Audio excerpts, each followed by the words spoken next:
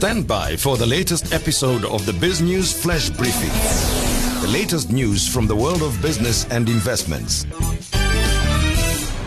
South Africa's road accident fund is on the brink of collapse after it secured an extraordinary court order preventing claims. GroundUp reports that the fund has been mismanaged and riddled with corruption.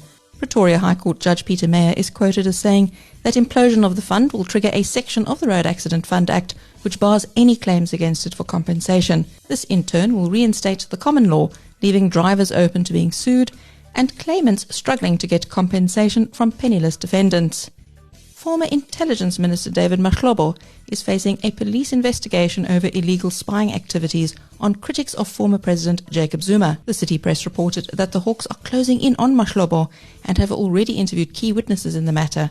A state security operative is quoted as saying that people targeted in the spying activities included former Sygnia CEO Magda Wierzycka and Finance Minister Tito Mboweni. Commenting on the unauthorized spying, Wierzycka said she was aware she was followed as the spies were so obvious. She added that her phone was tapped, which was evident from her line always crackling, and she was harassed at airports by state security ladies who did not even pretend to be customs. Wierzycka said she is happy to testify about the issue, and she said on Twitter, "Let's see where this goes, but it could get interesting."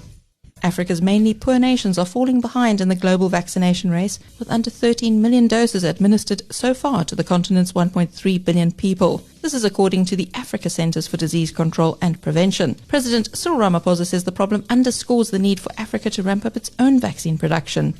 New York Stock Exchange listed Chinese tech giant Alibaba jumped in value despite a report that it had received a massive fine of 4% of 2019 revenue for monopolistic behavior. Morgan Stanley said in a note that despite the record fine amount, analysts think this should lift a major overhang on the stock and shift the market's focus back to fundamentals. You've been listening to the Biz News Flash Briefing, bringing you the latest news from the world of business and investments. Subscribe to Biz News Radio on iTunes, Spotify, Amazon, or by visiting biznews.com.